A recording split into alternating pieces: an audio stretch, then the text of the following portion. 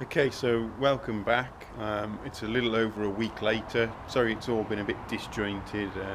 It's been quite a hectic week. I mean, 5 is still not fully fixed. I've ordered the pulley holder tool, which sort of bolts to the front pulley and then comes across and you can put it under the chassis leg. I thought it was best to get one of them so I can make sure it's 100% tight, so I don't have any issues again. So that should be a Monday, and then I can get on fixing that and putting the radiator back in, bleeding him up, and that should be good to go again. Okay, so that's the breaker now, and after trying a few different things over the last week, I finally got to a point where the bonnet will shut correctly.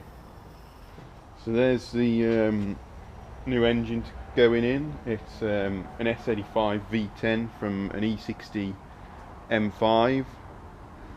It's not in it. It's nowhere near it's in its final position. This was just a bit of test fitting that I did yesterday.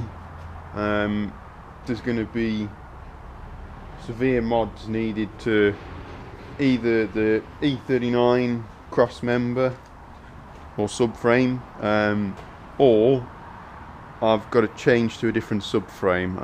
At the moment it's actually sitting on an E60 M5 subframe onto the E39 body. I mean, the jack's just sort of holding it in place at the moment, because I've got to look at points where I'd have to weld new brackets onto the shell, because yeah, they're nowhere near touching. I don't know if this is going to be the way I'm going to go or not, but now I know the subframe will roughly fit. I'm going to look at getting some front corners, so shock, hub, wishbones and so forth, so I can try and get the sort of the wheel positioned central in the arch, and then slide the whole subframe back and forth and see what position it ends up in where it's happy.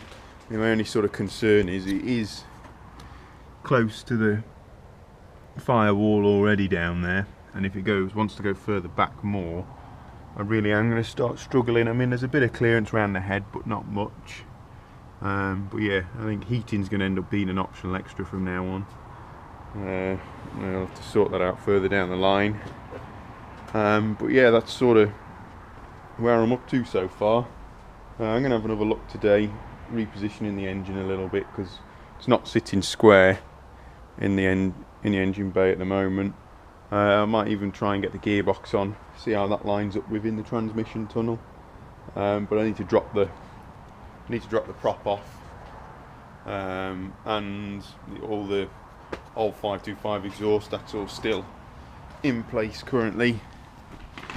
I mean, yeah, you might be able to see it, the lighting's not great, but yeah, all the exhaust's still on there, so I'm going to pull that off, so I've got some space to work with, and I might offer the gearbox in as well and see where the whole thing sort of wants to sit.